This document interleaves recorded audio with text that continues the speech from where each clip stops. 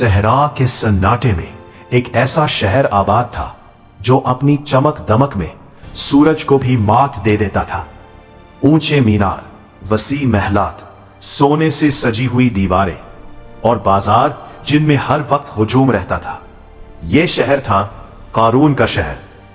लोग कहते थे कि कारून के खजानों की चाबियां भी इतनी भारी थीं कि कई आदमी मिलकर उठाते थे। इसकी दौलत का चर्चा दूर दूर तक था और इसकी शान देखकर लोग सांस रोक लेते थे। जब कारून का काफिला शहर में दाखिल होता तो घोड़ों की टापें गूंज उठती, मुहाफिजों की कतारें बन जाती और लोग रास्तों के किनारे झुककर खड़े हो जाते। सहनहरी रथ में बैठा कारून कीमती लिबास और भारी जेवरात में सजा हुआ खुद को सबसे बुलंद समझता था। वो अक्सर कहा करता, ये सब मैंने अपनी अकल से हासिल किया है, मेरी दौलत मेरी मेहनत का समर है। लेकिन हर चमकते शहर के साए में अंधेरे भी होते हैं।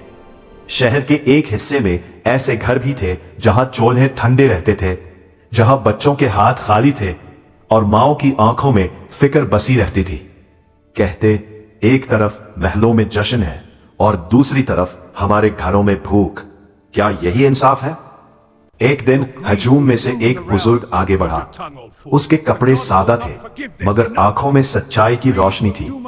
उसने बुलंद आवाज में कहा, ऐ कारून, दौलत आजमाइश है, फख्र का सबब नहीं।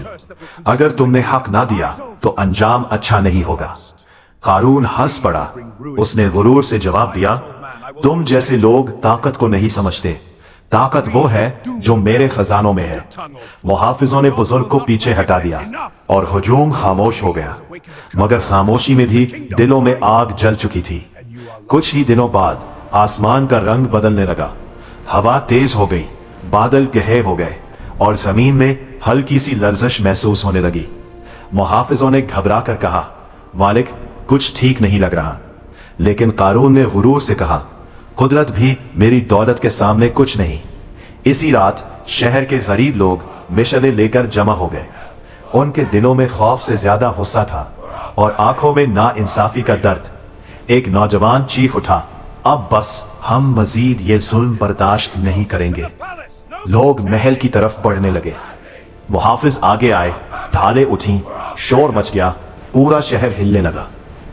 और उसी लम्हे जमीन ने जोर से लरसना शुरू किया। महल की दीवारें कांपने लगी, सुतून हिलने लगे और जमीन में गहरी दरारें पड़ गईं। लोग चीखने लगे, हर तरफ भाग दौड़ मच गई। कारून घबरा कर चलाया, ये क्या हो रहा है?